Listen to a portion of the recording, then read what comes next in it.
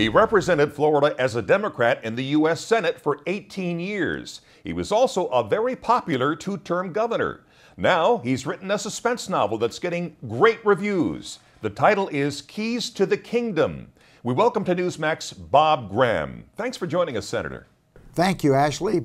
Appreciate the chance to talk about the book and what's going on in the world. You served for 10 years on the Senate Intelligence Committee and chaired it after 9/11. Is this what inspired you to write the book? That was part of the inspiration because it led to frustration.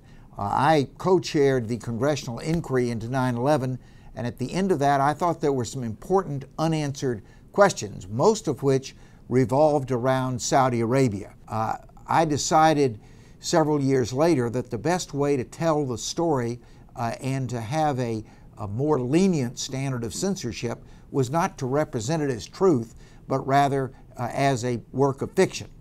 Now, Keys to the Kingdom, I would estimate, is 40% true. Names of living persons are generally changed. Other than that, the facts are correct. Another 40% is fiction, and 20% is a mixture. As you alluded to, nearly all the 9/11 hijackers were from Saudi Arabia. And that's the country the title of your book, of course, refers to. Does the United States drop its guard when it comes to dealing with Saudi Arabia? And how dangerous are they? Well, we certainly did in this instance. There was very strong evidence that the Saudis had provided significant support to the first two of the 19 hijackers who entered the United States in January of 2000. What we don't know is whether the same level of support was provided to the next 17 who came into the United States. It's unclear as to what the motivations of Saudi Arabia were. Why would they have assisted even two of the 19 hijackers? Is Saudi Arabia doing a good job dealing with its native terrorists internally, or is it providing a safe haven for them? A combination. Saudi Arabia is a very authoritarian regime, and there has just been some recent reports that the number of beheadings, which is sort of the ultimate use of authoritarian force, has dramatically gone up in 2011. And it's suggested that that was a result of the Arab Spring and the desire to send a very strong signal to Saudis that that would not be tolerated within the monarchy.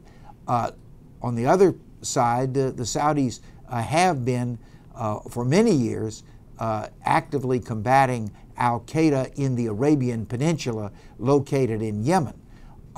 So I would say their record is mixed, and their record tends to be a reflection of how specific actions contribute to their central security goal, which is survival. Survival of the country of Saudi Arabia and survival of the House of Saud as the leader of that country.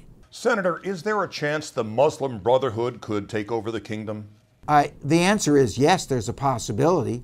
There is a possibility of that happening in other countries in North Africa and the Middle East. I think what that says to countries like the United States and other democracies is that we need to apply some of the same practices that we have used effectively in Central Europe after the fall of the Berlin Wall to transition those authoritarian regimes to democracy, as well as the success that we've had in most places in Latin America in the last 20 years in leading them towards democratic governments. Is Al-Qaida as big a threat to the U.S. today as it was when bin Laden was alive? I think it's actually more of a threat for a couple of reasons. One, on September the 11th, Al-Qaeda was a very centralized organization with bin Laden making most of the decisions. Today, Al-Qaeda has become a franchise with operations in 60 or more places around the world, and some of those franchises, particularly the one in Yemen and the one in Somalia, have become almost as competent as big Al-Qaeda in terms of carrying out terrorist operations. So we don't have just one threat, we have multiple threats. That decentralization means that there's not just one leader. There are now dozens of leaders of significant terrorist organizations, most of which have as their primary goal to attack the United States. Other than being a thriller novel, is there anything you'd like people to come away with after reading your book? Yes, I'd like them to come away with a better understanding of some of the major issues that we are currently facing, such as what is going to be our future in Pakistan, what should our policy be in Afghanistan, as well as a better understanding of how the intelligence community carries out its business. Let's shift gears now, Senator. Our state of Florida just took a huge hit with the end of NASA's manned spaceflight program, and in many ways, so did the whole country. What coursed through your mind when you saw Atlantis touch down for the final time?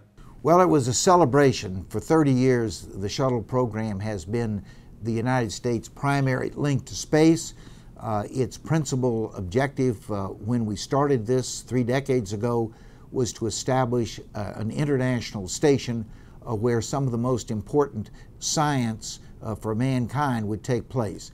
We've done that. Disappointment was another feeling that we were seeing the end of this era and not particularly well prepared to move to the next era. The fact that we're going to have possibly a 10-year or more hiatus of the United States being able to go into space is very disturbing. Now, I hope that some of the commercial ventures that are in planning will come to reality, and I hope that the United States will more expeditiously than is currently thought develop its new means of accessing space. This is going to be a big jolt to Florida. There are thousands of people at the Cape who are Floridians with great technical skills. One of the challenges that our state faces today is to try to provide an alternative where those high skills can be applied within our state, as opposed to facing the exodus of that very important part of the economy and the scientific base of Florida. Former Florida Senator and Governor and great American patriot Bob Graham, thanks so much, sir, and good luck to you. Good. Thanks, Ashley. And thank you for watching Newsmax TV.